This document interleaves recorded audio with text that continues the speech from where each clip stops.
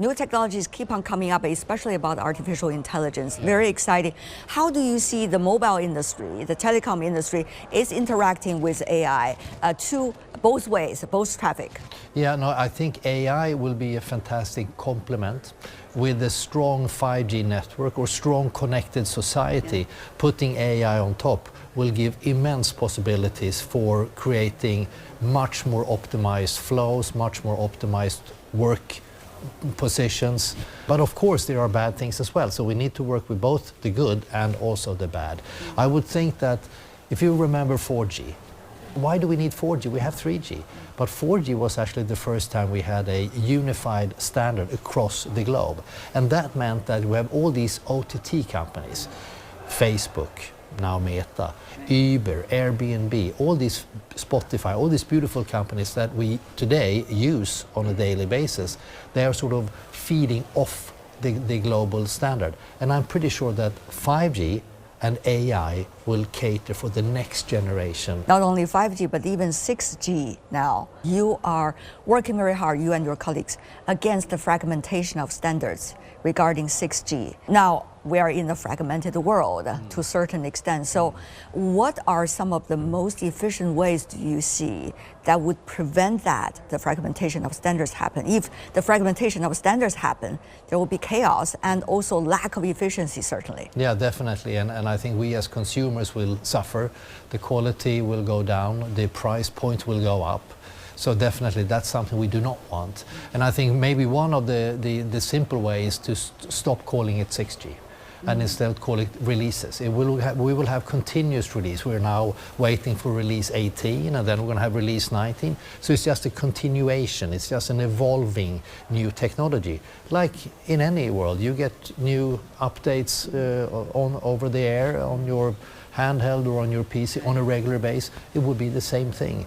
So I think we, GSMA and the industry, I think we need to maybe take a step back and say, well, let's not talk about the Gs. Let's talk about releases, and then it becomes sort of less contagious and less hefty. When we think about the artificial intelligence, we're likely to see real quote-unquote apps based on large language models rather than on the current phones that we are using. So how do you see for your industry this kind of challenge and opportunity at the same time? Well, we are working with something called Open Gateway. Yes. It's a way for us to open up our networks. And I think you can say on your mobile phone today, you maybe use what, 10-15% of the capacity. So 80-85% is just there that you're not using. Same thing with our network. So if we can open up our networks for app developers, for hyperscalers, and say, come, use us, use the capabilities that we already have for the betterment of your customers, from our customers, and we can grow the industry.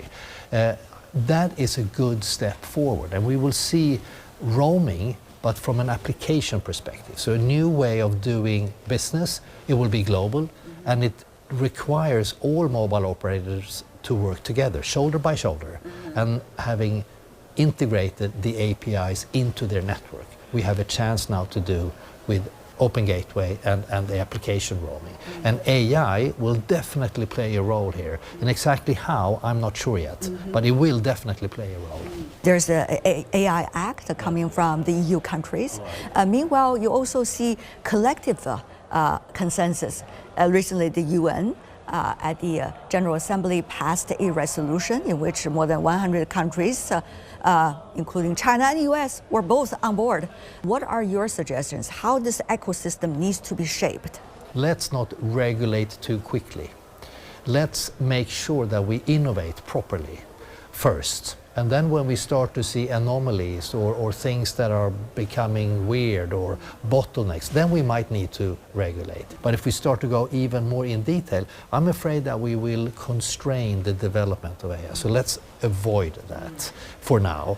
Development is going so fast. If you ask a regulator to regulate, that will take a year or so, and AI has moved bounds and forward. Yes, indeed. Forward. So whatever we were regulating will be completely obsolete. And of course, these issues could be also related to trade protectionism, and the list goes on geopolitics. Yeah. It will make things only even more complicated. But we have issues with dialect, we have issues with culture, because LLMs are taught a specific way of saying things, specific culture, if you would like.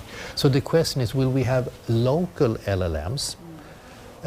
Or how will that work with the global LLMs that can be there as well? So there are several unknowns that we do not really understand as of yet. How do you see your industry's both awareness and also implementation? We want to have more people using mobile internet than only the 60% of the globe that is doing that today. 40% is not.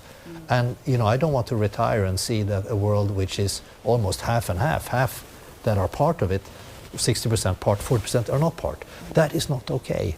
We have to work with governments, with companies, with think tanks, NGOs to bridge that gap. We know the barriers. Yes. We know the barriers, but it is complicated to reach. It's not a technology issue.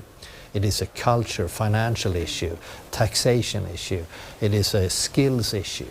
So it's more complex. From my perspective, being an engineer, it's quite fascinating to see how a technology can become such a great enabler of almost everything. Meanwhile, you have many partners here in China. Yeah. How do you see their involvement and also roles? Well, as I said, 5G, almost a leader in 5G, together with a couple of other countries, very encouraging. In my board, I have, of course, the three big operators, China Mobile, China Telecom, China Unicom, and they're playing a very active role, participating in several working groups and wanting to contribute, which is a step forward. It is much more of an open and good dialogue, I would say now, than a couple of years back. So we're very encouraged to see that happening.